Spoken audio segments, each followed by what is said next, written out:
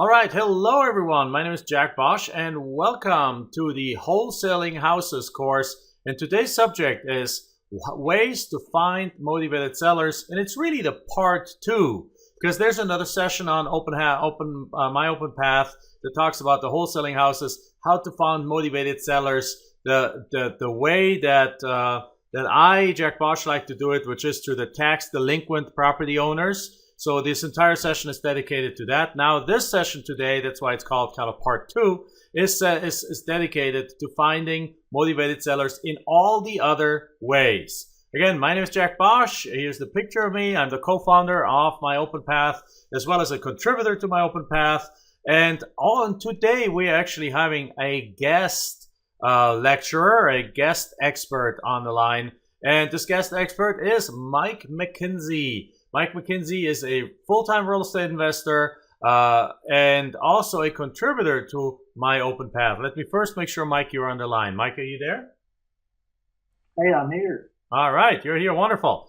Good. So the way it's going to work is I'm going to do a quick introduction right now. And then as soon as we jump into module number 1, we are going to, Mike and I are going to do this together. Very simply, my expertise is tax delinquent real estate. My expertise is tax delinquent land and houses. My expertise is how to find people who haven't paid the property taxes, or the properties where the owners haven't paid the property taxes, be it land, commercial, residential, mobile homes.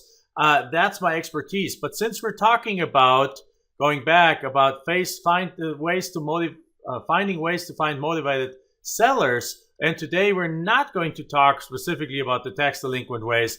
I brought in Mike, who is doing deals on that premises with all kinds of different methods all day long, and he's going to share with us how to do that. So with that, let's get going. So what you will learn today, very simply, is you will learn. My goal for this training is to show you how identify multiple avenues for locating motivated sellers. So not just tax delinquent stuff, which is very popular and very actually very a hidden secret and very successful, but there's multiple other ways that we're going to talk about. And also what we want to show you how some online sources for finding motivated sellers.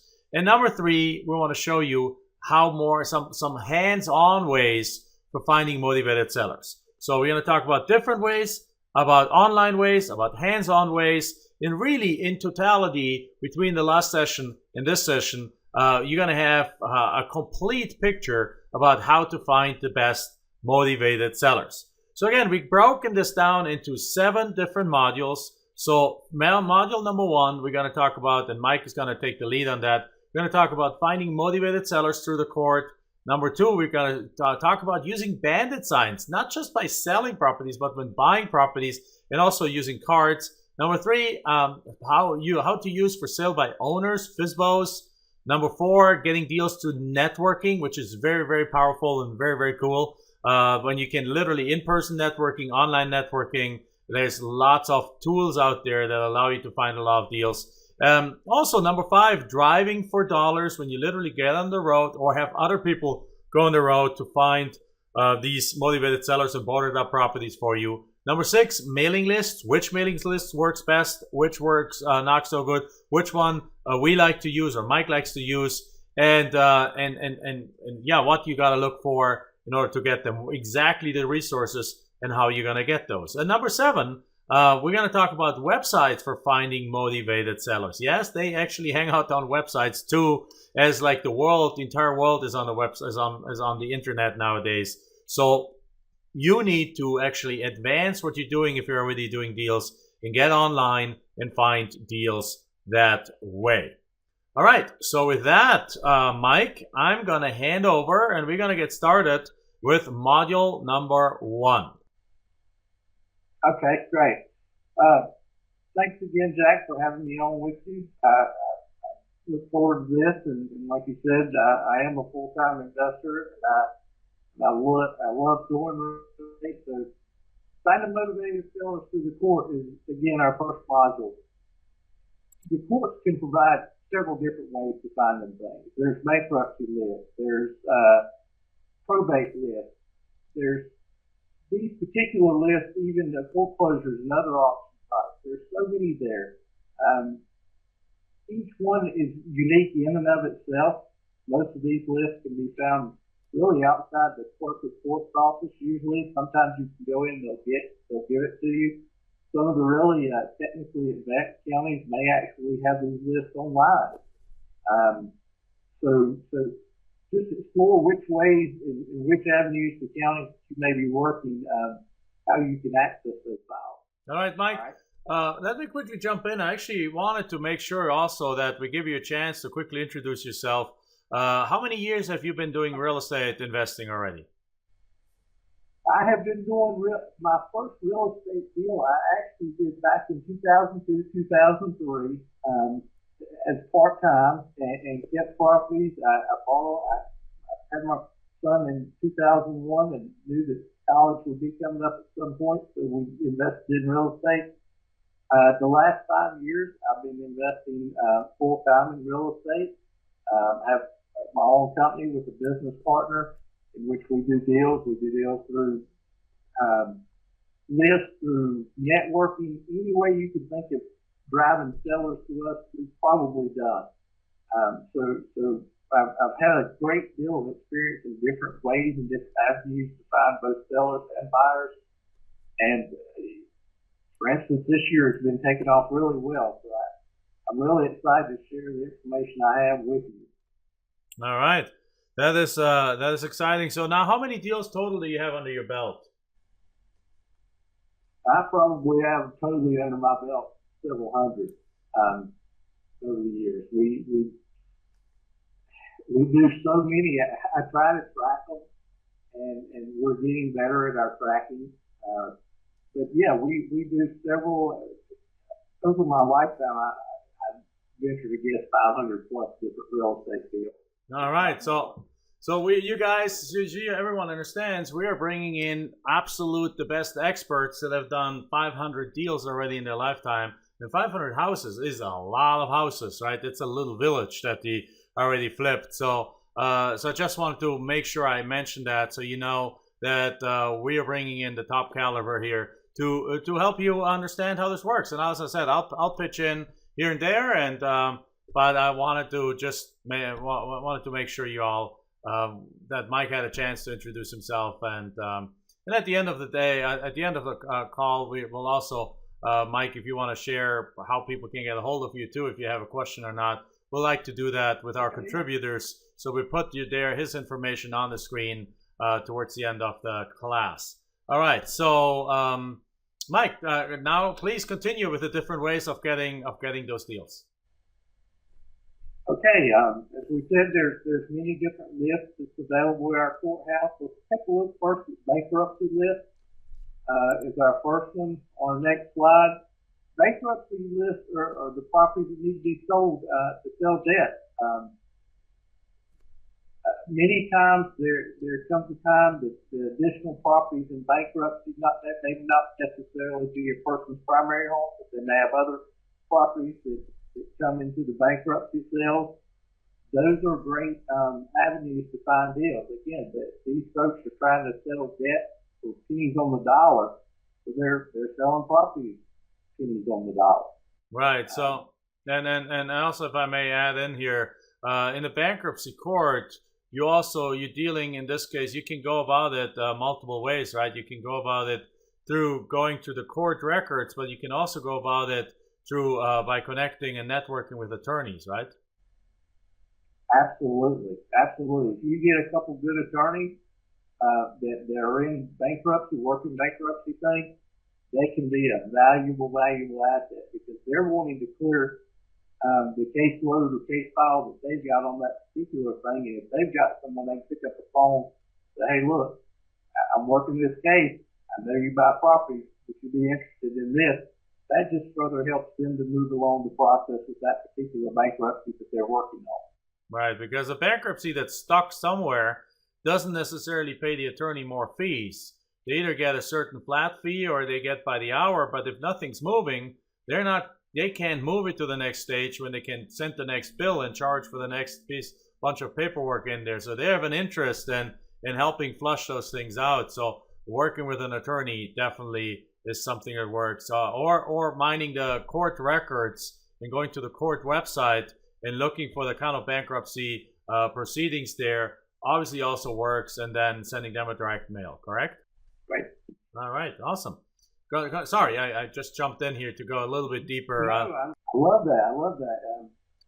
Again, I love doing panelist things like this. There's things that I forget or things that I don't know that Jack may know. There may be a thing that's worked for me that I can pitch in that Jack's talking about as well.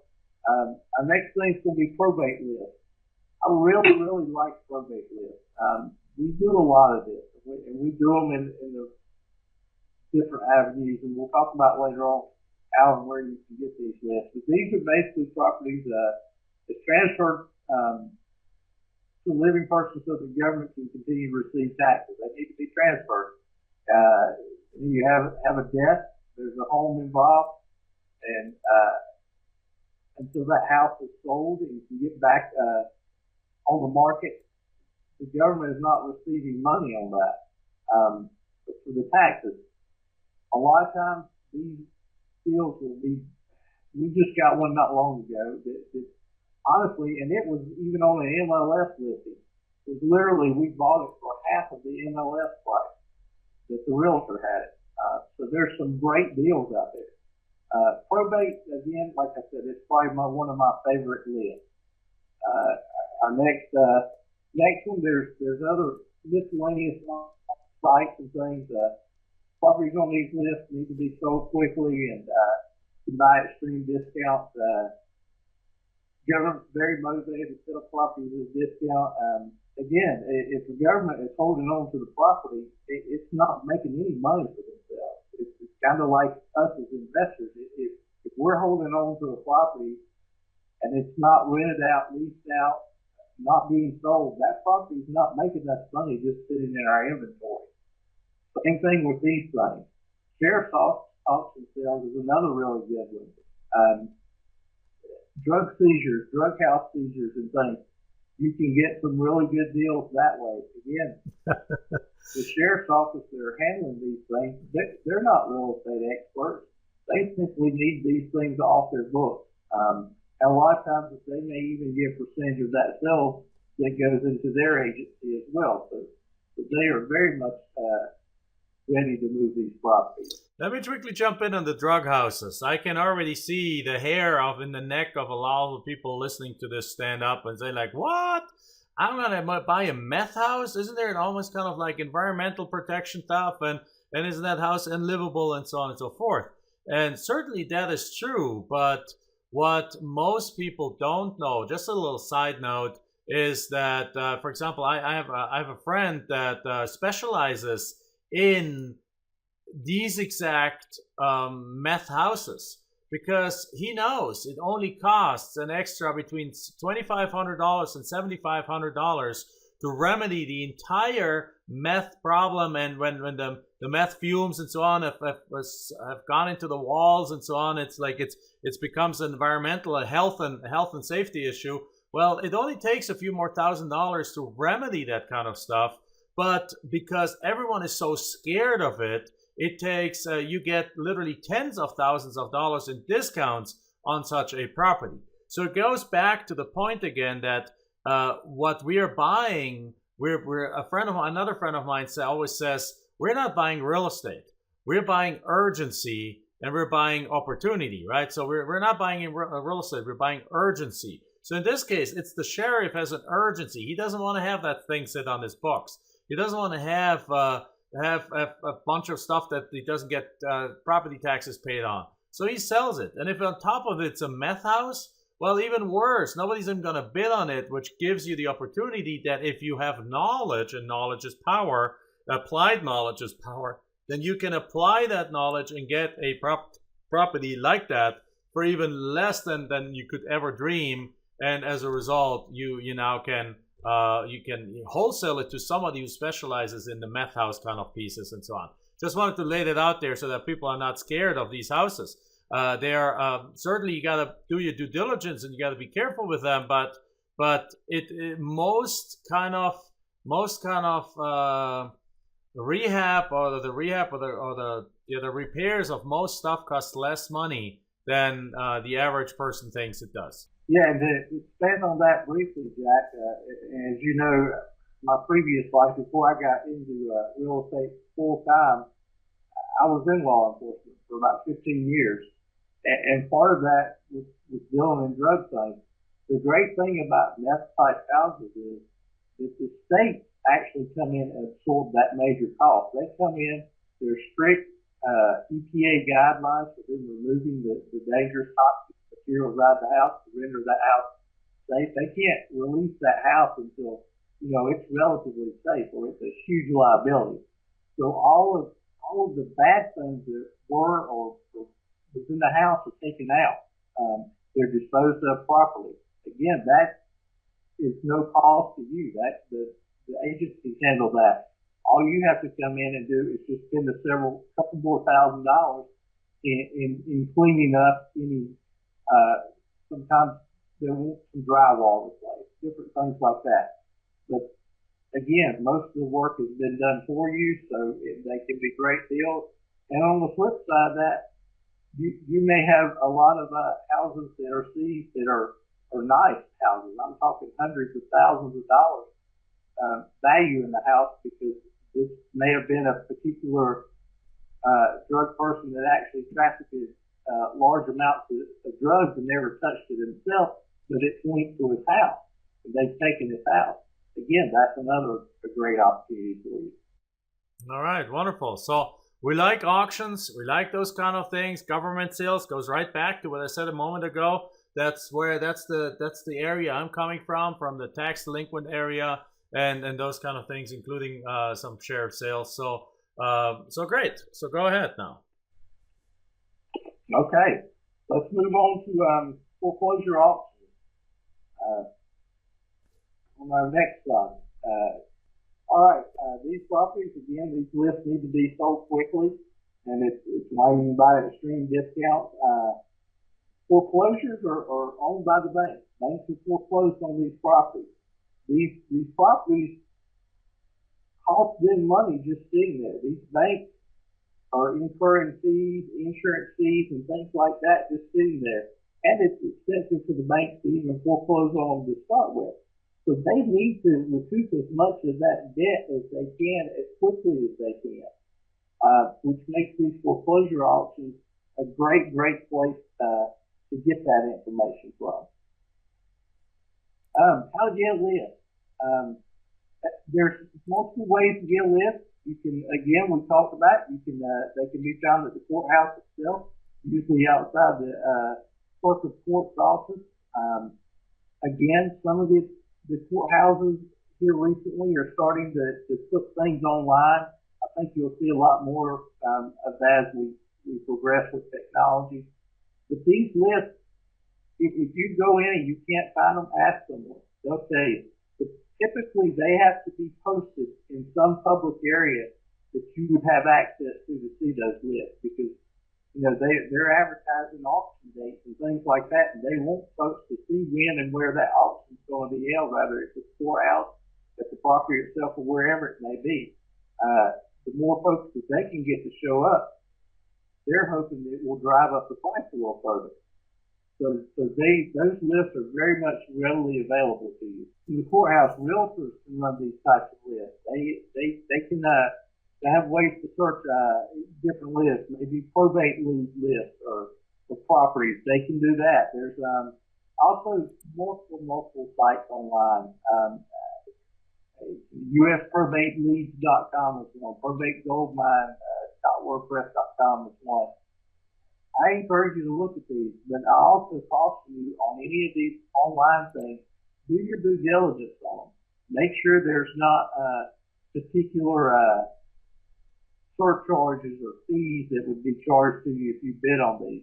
Again, as you see the screenshots they're nationwide, so it doesn't matter where you may be in the country.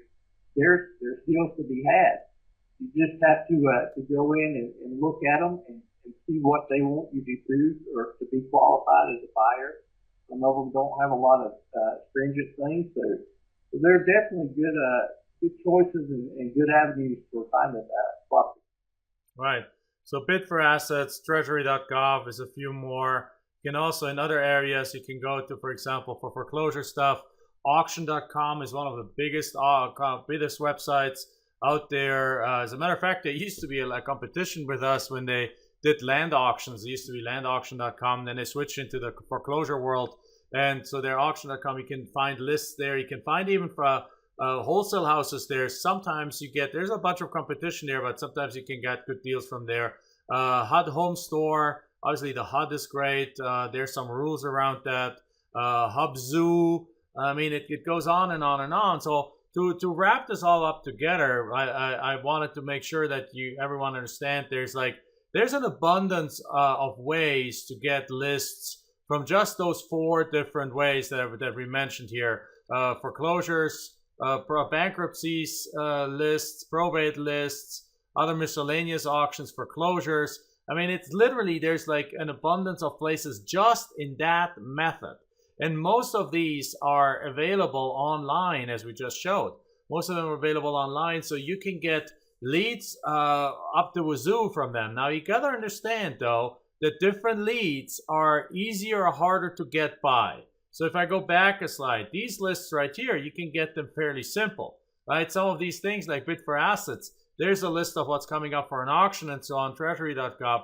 U.S. probate leads, these might be subscription-based services that you are not the only person using.